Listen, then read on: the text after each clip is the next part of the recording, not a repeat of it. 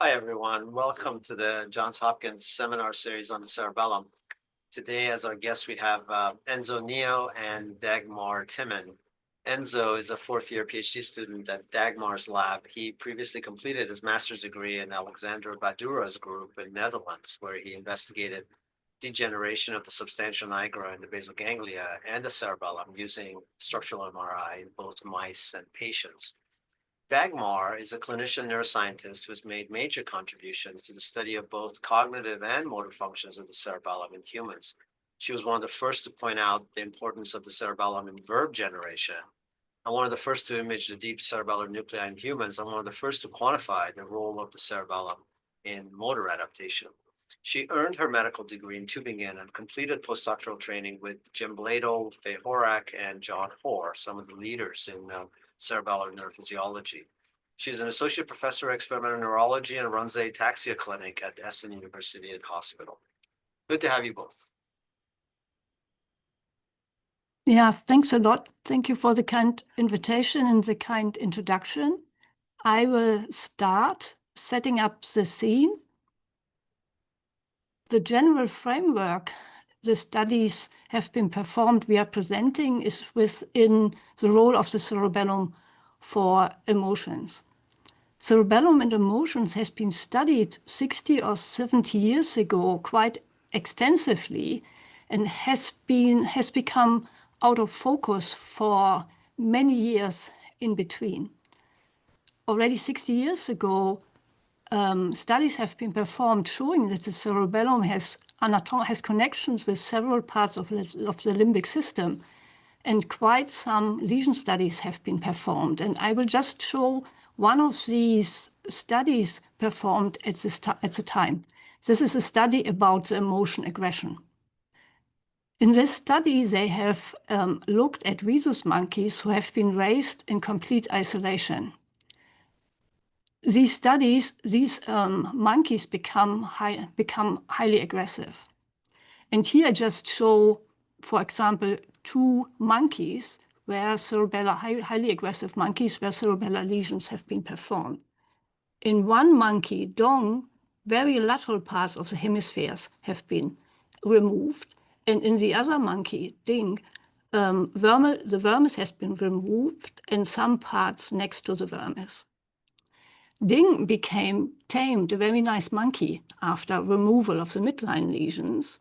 And Dong, after recovering from motor deficit, stayed as aggressive as he was before. So this study shows that the midline structures of the cerebellum contribute to aggressive behavior. Now I will go to another emotion. This will be the emotion we are studying and we will present studies of, and this is fear. This is a study done by Suttle and Leeton 50 years ago. They studied rodents, rats, and this is a study where they looked at the effects of vermin removal in rats to natural threats. And the natural threat was a cat, so the reaction of the rat to the cat. And what you see here is the number of freezing. And the white bar is cerebellum is all in order. And here the other bar, the vermis has been removed. And when the vermis is removed, the threat or the fear behavior was much reduced. The same group has also done fear conditioning studies. And we will do fear conditioning studies. So all the studies we will present is about fear conditioning, the working horse of people who are interested in anxiety. In anxiety, people look at acquisition of learned fear, and in addition, extinction of learned fear. So the unlearning of learned fear and disorders of unlearning of learned fear have been related to a number of anxiety disorders. In these classic studies by Suttle and Leeton, they looked at acquisition. So what I show here is acquisition, and the outread is bradycardia. They did differential conditioning, so they had two CSs. Both were different tones. One CS, the CS plus, was coupled to electric shock, and the CS minus never coupled to electric shock. In the animals with complete cerebellar unlesion, these are the filled squares, they learned, they when the CS plus was coupled with a shock, they showed fear-conditioned bradycardia, so the heart rate was going down to the CS plus, whereas to the CS minus there was not much change. When the vermis was removed, this didn't happen. So these are the open squares. When the vermis was removed, this is the CS plus, no fear-conditioned bradycardia was seen. It doesn't look much different compared to the CS minus. When very lateral parts of the hemisphere were removed, the pattern was the same as in rodents without surgery of the cerebellum. So this fear conditioning is fear is related to the cerebellum as well. In our study, we do differential fear conditioning. So all the studies we will present is about differential fear conditioning, and we use visual stimuli as CSs. So for example, here the square is a CS plus coupled to the shock, and the CS minus in this case, this caro. Our outread is skin conductance response and pupil size. Both go up related to fear. And because we study humans, we can also assess self-reports with questionnaires. So we ask participants, for example, how fearful they fear when they see the square after conditioning. I will show one study which we have performed in patients with cerebellar degeneration. So here you see MRI scans of a control and the patients with spinocerebellar ataxia type 6. And you see here this degeneration of the cerebellar cortex. In this study, we assessed skin conductance responses. We had acquisition training on day 1, so CS plus coupled to the shock, CS minus not. Then on the same day, we had extinction training, CS plus shown without shock, CS minus shown without shock. And on the second day, we tested recall. Again, CS plus was shown without shock, and we tested recall of the extinction memory. What frequently happens is that in recall, even after extinction, that there is spontaneous recovery, so part of the initial conditioned fear memory is coming back. Blue is always the controls, red is the patients. We saw deficits. Deficits were, however, mild. What we saw in the acquisition phase was that very early on in controls, there is a differential response to the CS minus compared to the CS plus. So higher, more skin conduction responses to the CS plus. In patients, they needed more trial to achieve this difference. In extinction, there was not much of a difference. In recall, both showed spontaneous recovery, so higher reaction to the CS plus compared to the CS minus. So initial fear memory was coming back. And in late recall, this difference was already gone in the controls, but still a little bit there between CS plus and CS minus in the patients. So there was less re-extinction in recall. So we had mild indication of slowed acquisition and extinction of conditioned fear.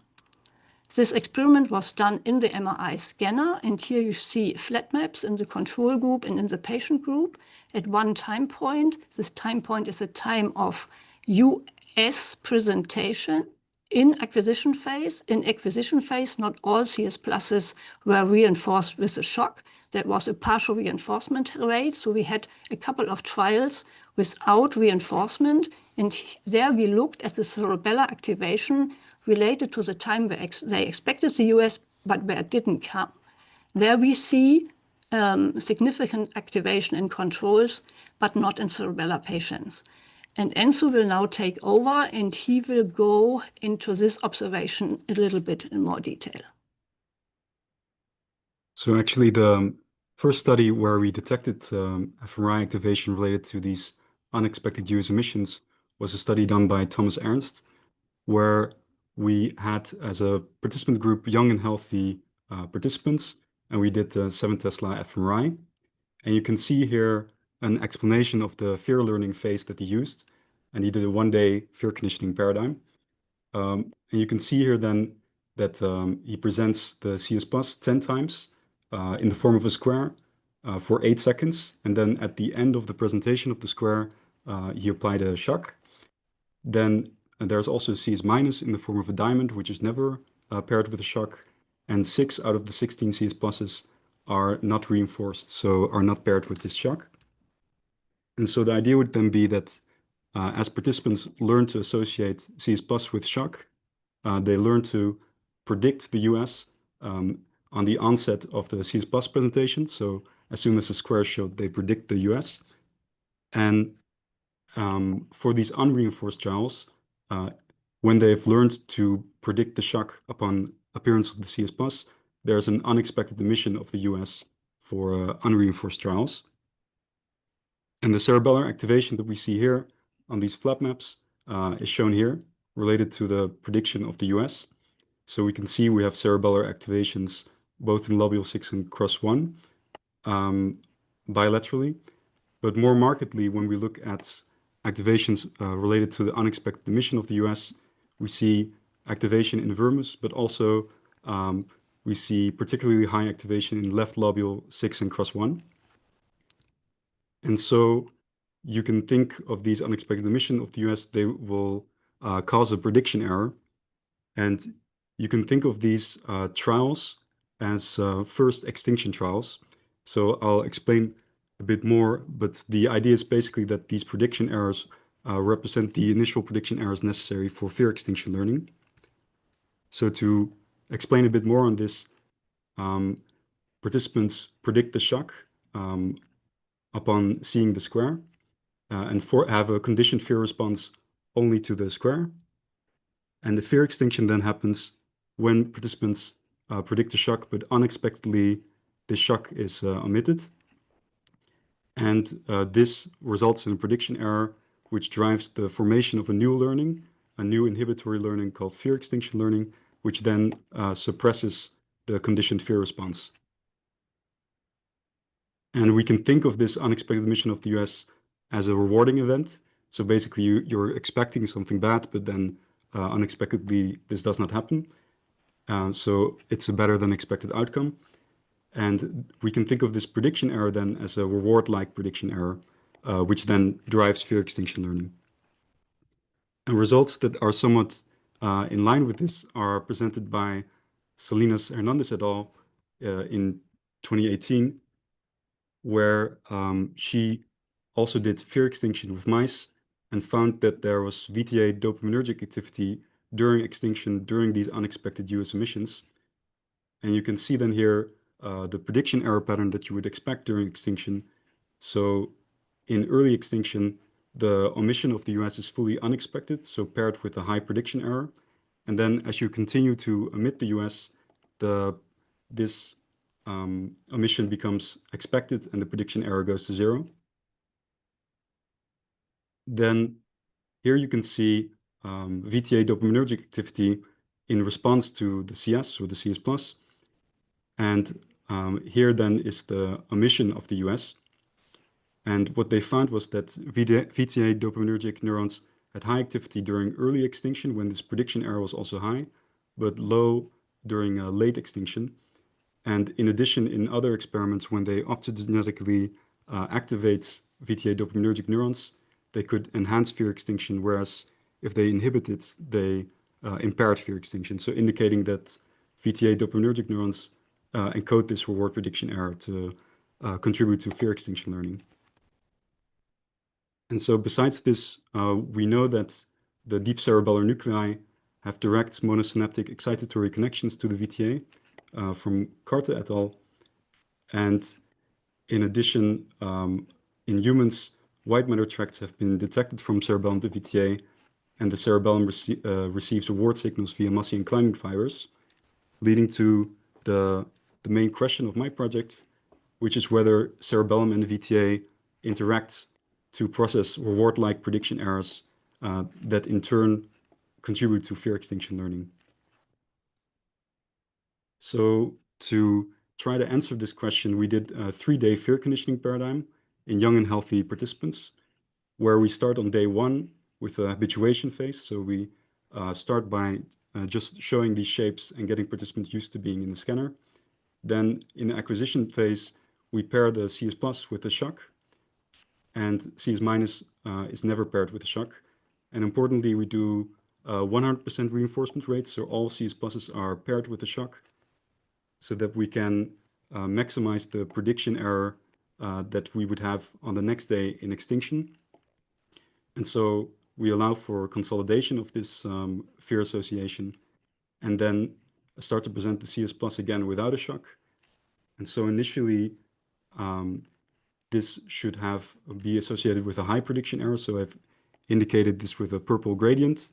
So we go from high prediction error to eventually at late extinction to a low prediction error.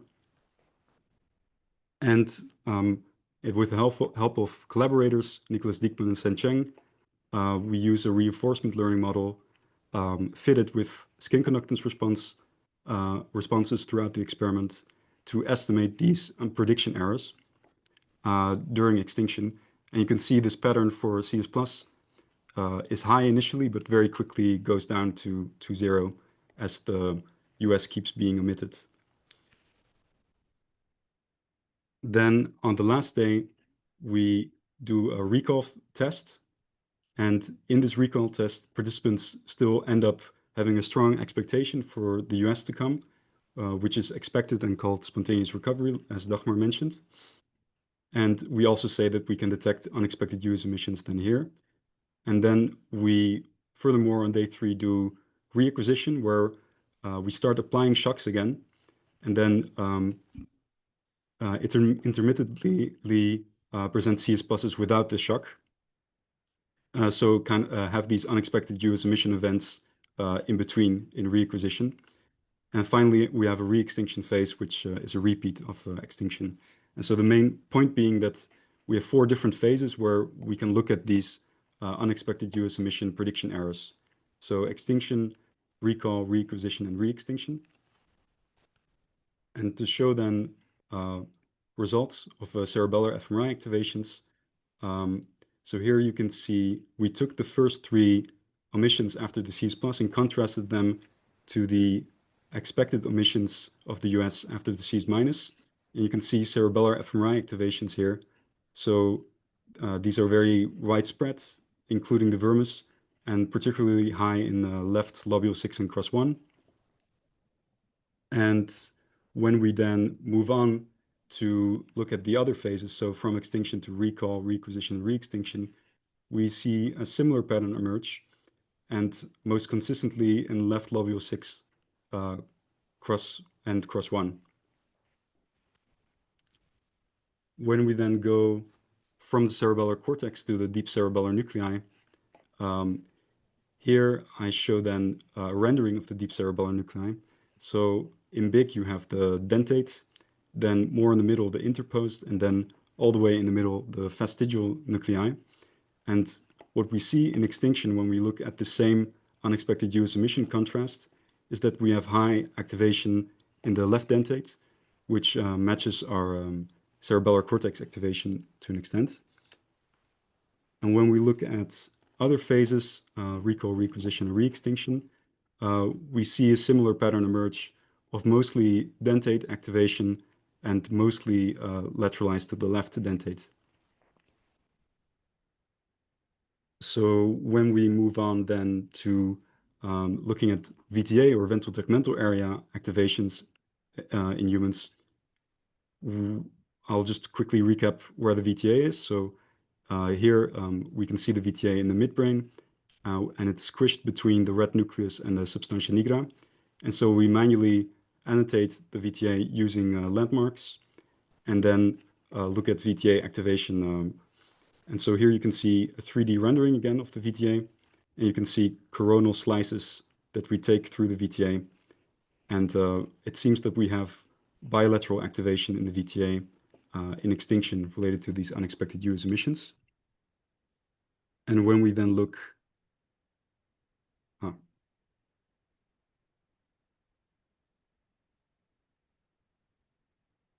just a second, when we then look at these 3D renderings again in recall, reacquisition, and re-extinction, we also have similar bilateral activations in the other 3 phases.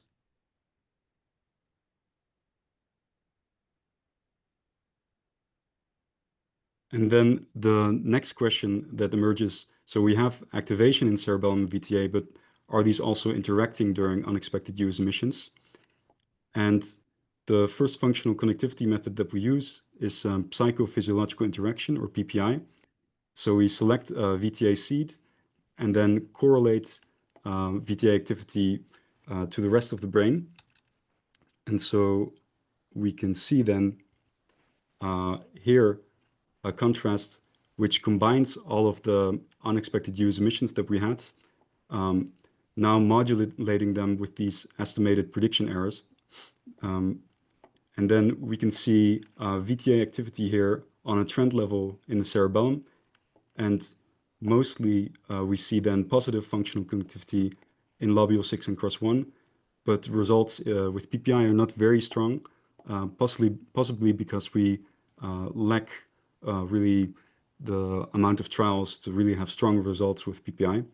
The next connectivity method that we use is dynamic causal modeling, and we take a region of interest in lobule 6 and cross 1, which is displayed here, and we take this and connect it reciprocally to the VTA, so cerebellum to VTA and VTA to cerebellum, in a very simple network, and then allow for modulations of these connections with these unexpected use emission prediction errors. And so then what we would be looking for is modulations by unexpected use emissions of these connections. So for these first DCM results, when we look from cerebellum to VTA, we see that there are significant, strong positive modulations in extinction, as well as in reacquisition. When we look from VTA to cerebellum, we see in extinction that we have strong positive modulations of these unexpected use emission, and also in recall. So it seems that using DCM, we have bidirectional interaction between cerebellum and the VTA during extinction. So in a study conducted in parallel to the imaging work I've just presented, Alice Doublier carried out a large-scale behavioral study using the same fear conditioning paradigm.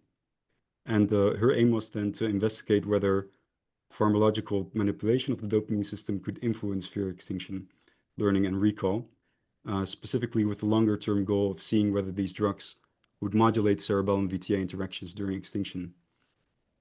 And so in this behavioral study, our hypotheses were then that dopamine agonists would enhance the dopaminergic system and enhance fear extinction learning, whereas antagonists would impair fear extinction learning. And the agonist that we used was bromocriptine, the control placebo group, and the antagonist haloperidol.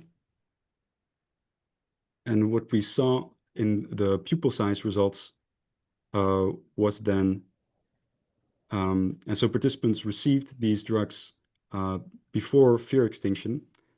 And what we saw then in the pupil size results during late recall, that the reactions of participants in late recall with bromocriptine applied were significantly lower compared to the placebo group, which then indicated that that bromocriptine leads to a stronger or a faster re-extinction, and probably helps with the consolidation of extinction learning. But results were overall pretty mild. And so for the second part of the talk, I'd like to talk about one of the findings that we had in the cerebellar cortex, which was that results seems to be consistently lateralized to the left cerebellar cortex. So here in a study from 2019, 2022, and 2024, we all had these more left-lateralized responses in the cerebellum. And we thought that this was simply due to the fact that we were also stimulating on the left side of the body, so in the left hand and the left shin. But now for the more recent study, we switched stimulation sites to the right hand and still found this prediction error pattern on the left cerebellum, indicating that it's independent of sensory application, and that it could be a kind of emotional or prediction error, or this reward-like prediction error. And when we quantified activity in the ROI that we had, and then mirrored this ROI to the right, and compared activity between left and right regions of interest, we found that activity was significantly higher on the left compared to the right side of the cerebellum. And when we looked at cerebral activation, we also saw that there was a contralateral lateralization here in the cerebrum for extinction, recall, and reacquisition, where we see mainly high responses in the insula. And so we see relatively high responses in the right insula compared to the left insula for these different phases. And so this could make sense. This could indicate that we have from right cerebral hemisphere to left cerebellum that we have a lateralized circuits. And this could be an indication of emotional lateralization. And so just to go to give a bit of background on this, why lateralization is useful. So it's of course a very well-known phenomenon. It was first discovered in humans in language processing. But now we know that it's also very important in animals. And an example of this I show here, where a chick has to pay attention to a predatory bird while also searching for grains among pebbles. And chicks who had more lateralized circuits were able to perform better in this task compared to chicks who were more non-lateralized.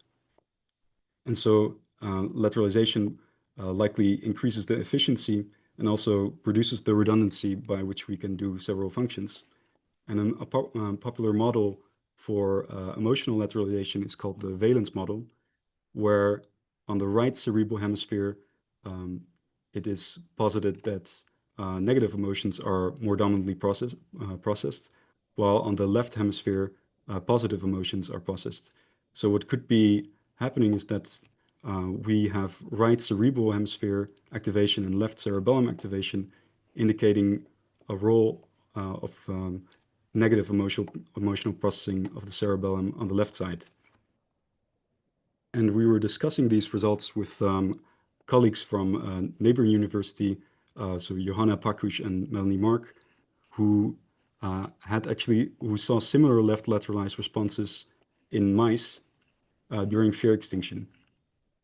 And so the paradigm that they did was they paired tones with shocks in acquisition, and then over 3 separate days did fear extinction, so early, mid, and late extinction. And they had 2 groups, a fear extinction group and a no extinction group. So one group which actually underwent fear extinction and was presented the CS with an omission of the US, and one group which did not have the presentation of the CS plus. And so when we look at the freezing rate for these mice in acquisition, as expected for both groups, it goes up as mice learn to predict the US upon receiving this tone. And then for the fear extinction group, which is actually presented with the CS plus, they initially have high freezing rates, but then over time, these freezing rates go down as fear extinction learning emerges. And the no extinction group does not have this freezing rate reaction.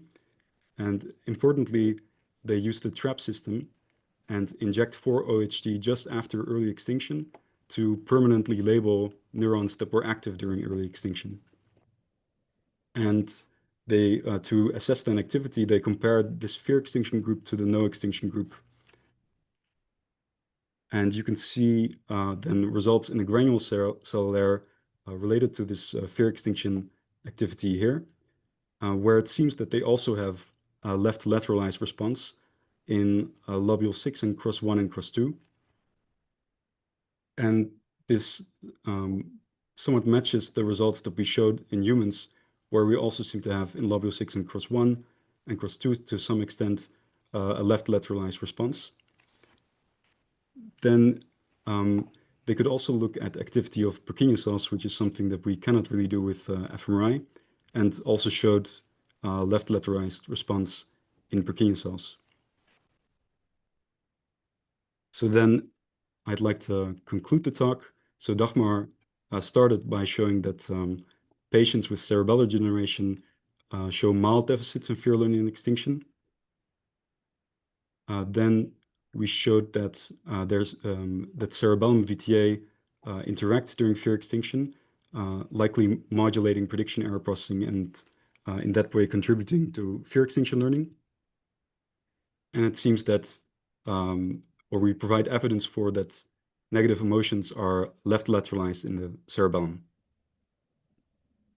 So I'd like to thank you a lot for paying attention and listening to our talk. And of course, I'd like to thank my co-presenter, Dagmar Timmann, as well as everyone who contributed. So Alice Doublier, Thomas Ernst, Georgie Batsikatse, and also our collaborators, Nicholas Diekman, Sen Cheng, Melanie Mark, and Johanna Pakush. So thanks a lot. Thank you so much, Neo.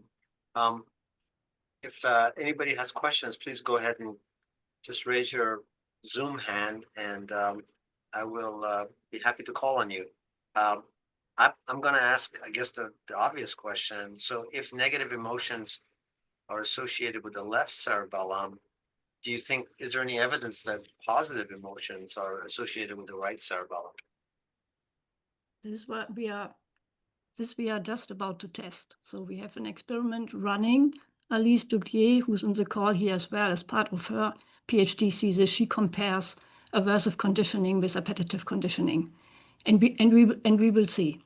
I think the studies on Caroline Nettekoven, she looked at her data with this fMRI, with all these different paradigms she did, and she told us it was left-lateralized, and she didn't have many aversive tasks. And I think most of them were appetitive. This would mean all on the left, but I think the question is still open. It hasn't been compared in a very systematic way for the cerebellum. Anders, go ahead.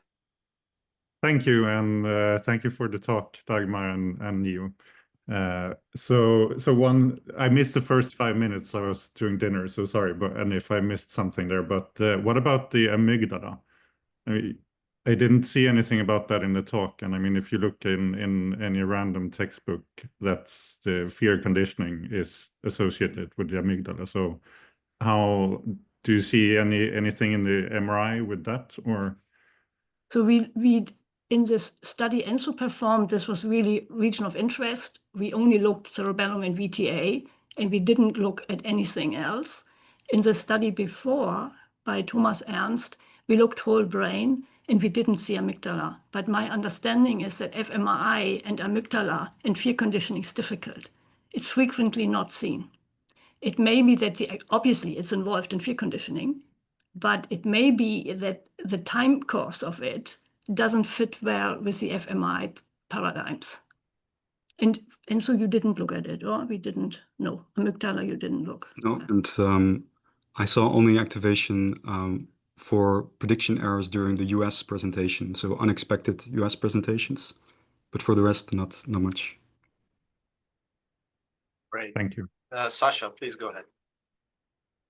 Hi, Dagmar and Neo. That was beautiful. Sorry, I don't have my camera. I think my question is, there's so much is brought up here from this last question.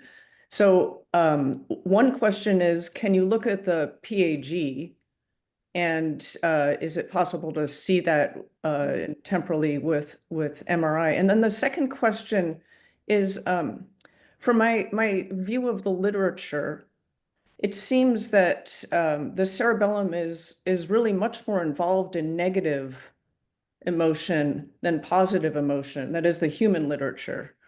And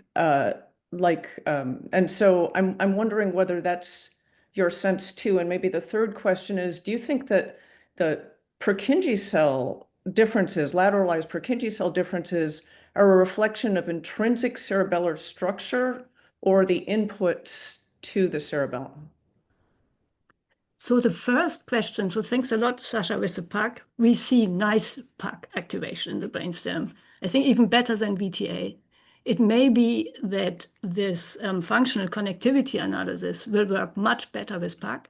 And I think PAC, like amygdala, is much more obvious in fear conditioning. But we set this whole experiments up under the idea cerebellum and VTA and rewards. It might not even be reward-like what we see in the VTA. It might be a prediction error independent of the reward, but this is how we set it up. But this is something we definitely want to explore, I think, with the park. And I think next, we don't know yet. I think it hasn't been systematically compared, aversive and appetitive for the cerebellum. So there are some fMRI review studies around looking at facial emotional control, no clear lateralization. So and we only looked at aversive by now, so we couldn't tell from our experiments. And Purkinje cell activity, we don't see. We see mostly fiber input and granule cell activity. Oh, right. Okay, right. Okay, thank you. Thank you, Sasha. Florian, please go ahead. Hi, Dagmar. Hi, Enzo. Great talk, although I missed the first half because our internet is spotty today. I find this left-lateralization very interesting. Just remind me again, the projections, like the cortical projections, would they be ipsilateral, right? No. Enzo, you can answer this, so it's not ipsilateral. Or the cortical projections would be contralateral. Contralateral. Okay. Okay. Yes. All right. Thank you. And yeah, that's what we see, although we haven't really quantified that systematically. Thanks. Sasha, you had another question. Yeah, I'm just wondering, well, so the fundamental origin of the lateralization, to my understanding, in vertebrates is the lateralization of the autonomic nervous system. So in the cerebral cortex, right activation is associated with sympathetic raise energy, get out of there activation, and left is associated with parasympathetic, right? Which is like parasympathetic is tend and befriend or rest and digest. And so isn't it the case that when we have more parasympathetic activation, everything's good, we don't really need our cerebellum? So wouldn't it make sense perhaps for the cerebellum really to focus on or to be handling the aversive problematic things? No, it's a very good question. I'm not able to answer it or to give an own opinion. I think this is, yeah. But I guess to follow up what Sasha was asking, you showed that like fear of a cat in a rodent is disabled when you have vermal lesion. You showed that fear conditioning in humans is slowed in the cerebellum patients. What about the opposite of that? So when one has to learn a reward, based on positive reward prediction errors, let's say, does cerebellar deficit introduce any issues in learning from positive events? Yeah, I mean, the only thing I can say is, so we did cognitive association tasks in cerebellar patients, and we didn't get a phenotype different to eye blink conditioning. So eye blink conditioning, really, you can have very few patients, very clear-cut deficit. And we did a lot of color associations, and you get a little reward we didn't see. One study comes to my mind, people who did reversal learning. So when it gets a little bit reversal learning, then they see deficits in patients. So it might be that when it gets more complicated and reward is involved, that you see something.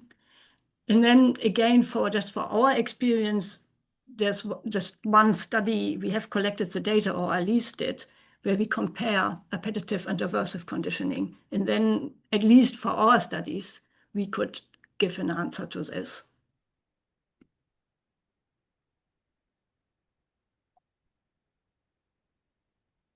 Are there any remaining questions?